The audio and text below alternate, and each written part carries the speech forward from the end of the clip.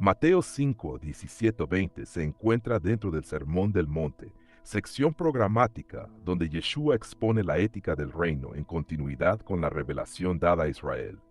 La expresión «la ley y los profetas» era una fórmula técnica judía que designaba el conjunto del Tanaj.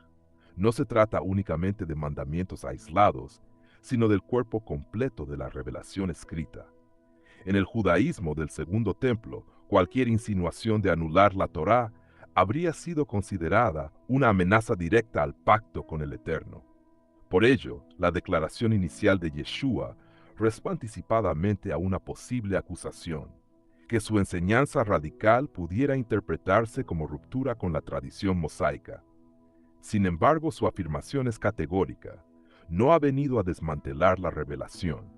Históricamente, esto lo ubica dentro del debate interpretativo judío, no fuera de él. El texto debe leerse como una discusión intrajudía sobre la correcta interpretación de la voluntad del Eterno, no como el inicio de una religión desligada de la Torá. El verbo griego utilizado es kataluse, katalio, cuyo significado primario es demoler, destruir, desmantelar o invalidar. Se usa en otros contextos para describir la destrucción física de edificaciones, incluido el templo. No comunica la idea de ajustar o reinterpretar, sino de anular completamente algo existente. En un trasfondo hebreo, el equivalente conceptual sería invalidar un pacto, lo cual en la teología bíblica constituye un acto de infidelidad grave. La Torá es presentada en el Tanaj como instrucción permanente y como herencia perpetua de Israel. Si Yeshua hubiese declarado su abolición, habría entrado en conflicto directo con la advertencia de Deuteronomio 13 respecto a falsos profetas que inducen a apartarse de los mandamientos dados por el Eterno.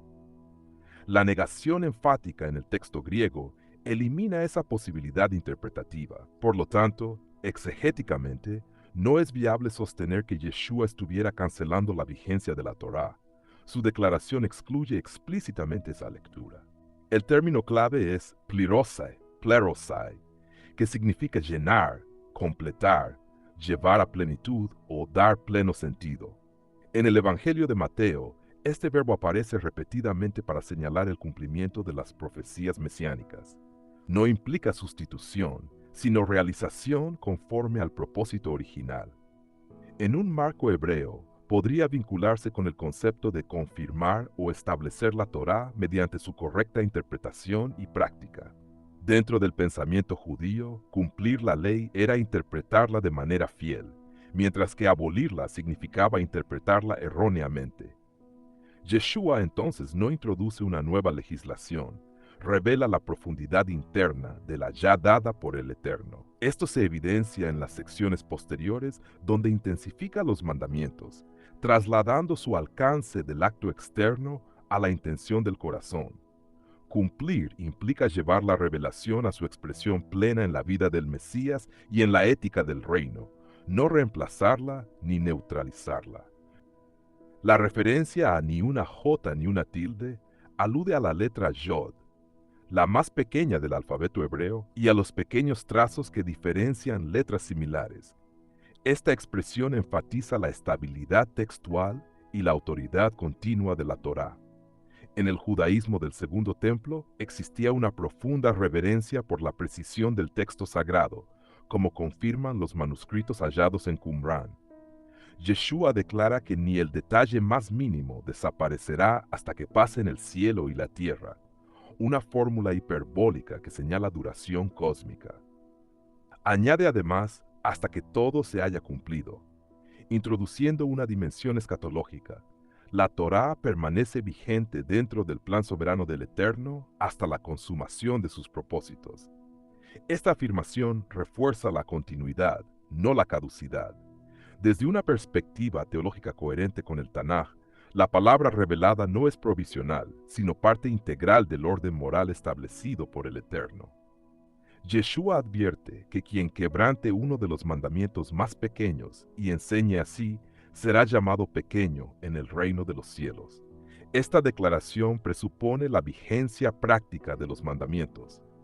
En la tradición judía existía la distinción entre mandamientos ligeros y pesados, pero ninguno era considerado irrelevante. La enseñanza del Mesías no elimina esta jerarquización, pero insiste en que incluso los detalles poseen significado dentro del pacto. Además, el énfasis no recae únicamente en la práctica individual, sino en la enseñanza comunitaria. La transmisión fiel de la instrucción dada por el Eterno es central para la identidad del reino. La grandeza no se mide por innovación doctrinal, sino por fidelidad obediente y correcta instrucción. Exegéticamente, este pasaje reafirma continuidad normativa. Quebrantar y enseñar a quebrantar tiene consecuencias. Practicar y enseñar fielmente produce reconocimiento en el reino. La exigencia de una justicia mayor que la de los escribas y fariseos no constituye una crítica a la Torá, sino a una aplicación que podía volverse externa y formalista.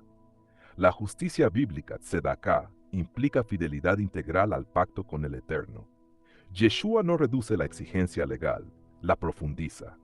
Equipara la ira con homicidio y la lujuria con adulterio, trasladando el eje desde la mera conducta externa hacia la intención interna.